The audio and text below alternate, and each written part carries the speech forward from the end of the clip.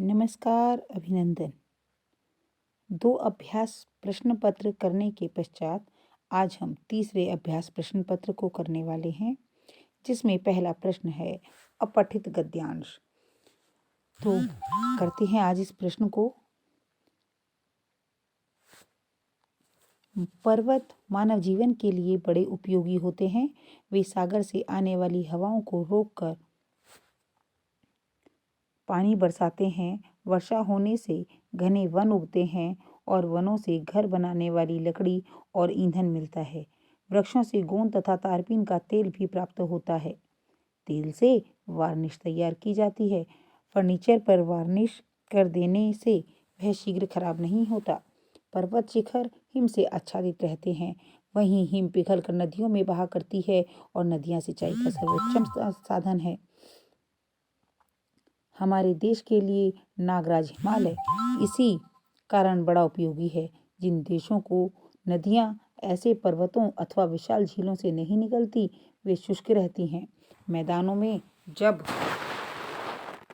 भीषण लू चलती है तो लोग पहाड़ों पर जाकर ही शरण लेते हैं। कश्मीर, दार्जिलिंग और नैनीताल ऐसे ही रमणीय स्थल हैं। प्रश्न देखते हैं। भीषण लू चलने पर लोग कहाँ जाना पसंद करते हैं? पहाड़ों पर। पर्वत मानव जीवन के लिए क्यों उपयोगी हैं?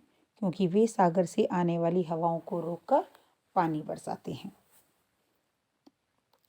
नदियों की क्या उपयोगिता है? नदियां सिंचाई का सर्वोत्तम साधन हैं। ई और ईय प्रत्यय के एक एक शब्द गद्यांश से चुनकर लिखिए। ई और ई के लिए है सिंचाई और ईय के लिए अंतिम पंक्ति में देखिए रमणीय शब्द। ओके, गद्यांश से चुनकर विलोम शब्द लिखें। आर्द्र, इसका लास्ट सेकंड लाइन में देखिए आपको मिलेगा शुष्क। आर्द्र का शुष्क और अनुपयोगी का भी इसी पंक्ति में प्रारंभ में है उपयोगी। प्रथम प्रश्न के बाद आगे बढ़ते हैं दूसरे प्रश्न की तरफ और यह है काव्यांश।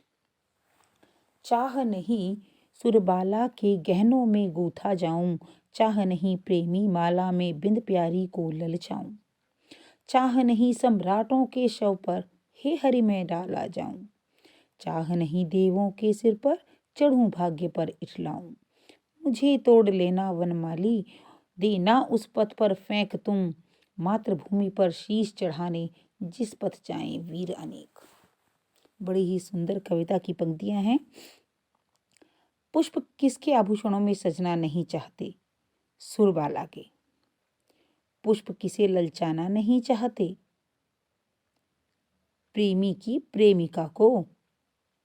पुष्प अपने भाग्य पर किस कार्य से गर्वित नहीं होना चाहते? कि उन्हें जो है देवी देवताओं की मूर्ति पर चढ़ाया जाए। पुष्प माली से किस रास्ते पर फेंकने की बात करते हैं? जहां से देशभक्त वीर जाते हों। वनमाली शब्द में कौन सा समास है? वनमाली का अर्थ है वन का माली अर्थात तत्पुरुष। तो इस प्रकार यह भी आपका पूर्ण होता है। अब पठित गद्यांश, इसके पश्चात पठित गद्यांश। आप देखिए, एक गवरा था तनिक समझदार इसलिए शक्की, जबकि गवरैया थी जिद्दी और धुन की पक्की। ठान लिया जो ठान लिया, उसको ही जीवन का लक्ष्य मान लिया। कहा गया है जहाँ चाह वहाँ राह, मामूल के मुताबिक। अगले दिन दोनों घूरे पर चुगने के लिए निकले। चुगते चुगते उसे रुई का एक फाहा मिल गया। मिल गया मिल गया, गवरैया मारे खुशी के घूरे पर लौटने लगी।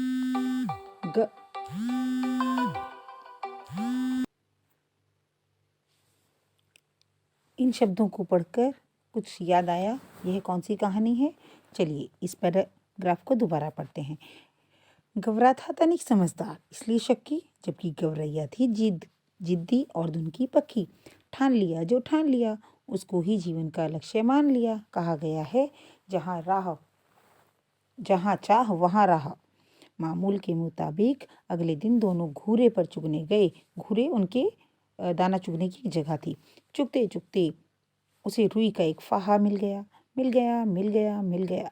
गौरैया मारी खुशी के घूरे पर ही लौटने लगी। गवैया का स्वभाव कैसा था? गौरैया का स्वभाव कैसा था? जिद्दी। समझदार किसे कहा गया? गवरे को।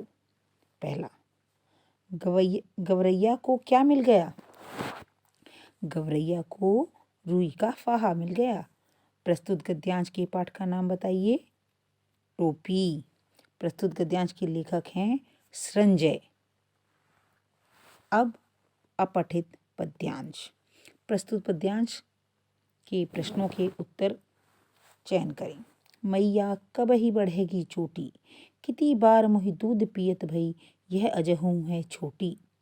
तू जो कहत बल की बेनी ज्यों, लांबी मोटी, काढ़त गोहत नहावत, जे है नागिन सी भूमि लोटी। काचो दूध पियावत पचपची, देती न माखन रोटी। सूर चिर जीवो दो भैया, हरिहल धर घर की जोटी। कृष्ण किसके बढ़ने की बात कर रहे हैं? लंबाई के, चोटी के या माखन के? चोटी के बढ़ने की बात कर रहे हैं। किसकी चोटी लंबी और मोटी है? बलराम की। यशोदा कृष्ण को क्या नहीं देती हैं? माखन रोटी। प्रस्तुत पद्यांश का नाम? सूरदास के पद। प्रस्तुत पद किसने लिखा है? सूरदास जी ने। और इसके पश्चात प्रश्नोत्तर।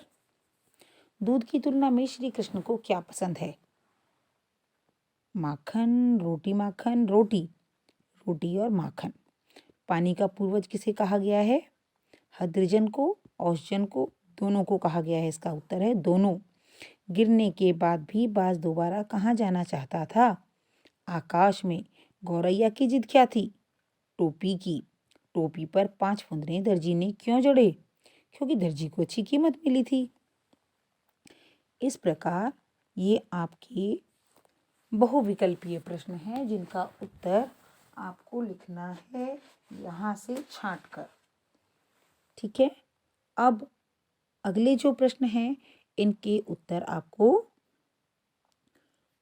पूर्ण पंक्ति में देने हैं। ठीक है। घायल बाज को देखकर सांप क्यों खुश हुआ होगा? सांप और बाज की आपस में शत्रुता होती है। सांप बूढ़ा हो चुका है, अतः वह बाज का मुकाबला नहीं कर सकता। अतः बाज को घायल देखकर सांप खुश हो गया होगा कि यह घायल है और यह इसे नुकसान नहीं पहुंचा सकता। टोपी बनवाने के लिए गौरैया किस किस के पास गई और क्या क्या काम किए उसने, वह पूरा का पूरा आपको एक एक काम उसका लिखना है। तो सुनेंगे। टोपी बनवाने के लिए गौरैया सबसे पहले दुनिया के पास गई, जिसने उसके रुई के फाहे को धुन दिया। इसके बाद वह कोरी के पास गई, जिसने उसकी धुनी हुई रुई से सूत काता और वह सूत को लेकर बुनकर के पास गई, जिससे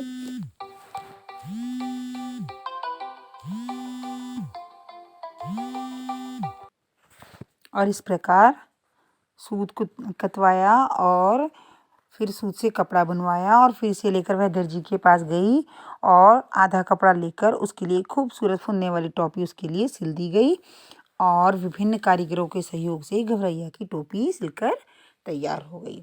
तीसरा प्रश्न है कि ओस की बूंद क्रोध और घृणा से क्यों कांप उठी? यानी जो ओस की बूंद थी उसे क्रोध क्यों आया और उसे घृणा क्यों हुई?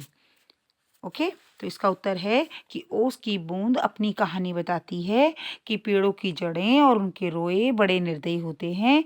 वे जल कणों को बलपूर्वक पृथ्वी में खींच लेते हैं, कुछ को तो वे खा जाते हैं और अधिकांश का सब कुछ छीनकर बाहर निकाल देते हैं। इतना कहकर ओस की बूंद घृणा और क्रोध से कांप उठी। तीसरा प्रश्न, मक्खन चुराते समय और खाते समय श्री कृष्ण थोड़ा सा मक्खन गिरा देते थे, धरती पर बिखरा देते थे। ऐसा वो क्यों करते थे? तो मक्खन चुराते और खाते समय श्री कृष्ण थोड़ा सा मक्खन बिखरा देते थे, जिससे कि उनकी चोरी पकड़ी न जा सके। ओके। अगला प्रश्न, साइकिल आंदोलनों में महिलाओं का साथ किसने दिया? आर साइकिल के मालिक ने। क्यों? क्योंकि वो एक अकेला डीलर था वहाँ पर। अंग्रेज के पड़ोसी का क्या नाम था? Mister Douglas. यशोदा श्री कृष्ण को कैसा दूध पिलाती थी? कच्चा। लेखक को उसकी बूंद कहाँ मिली? झाड़ी पर। तो इस प्रकार आपके ये देखिए 1, 2, 3, 4, 5 और 6 प्रश्न। पार्ट 1 में हम 6 प्रश्न कर चुके हैं, तो आप इन्हें अपनी उत्तर पुस्तिका में बड़े ही सुंदर ढंग से लिख लेंगे। आज के लिए इतना ही। धन्यवाद।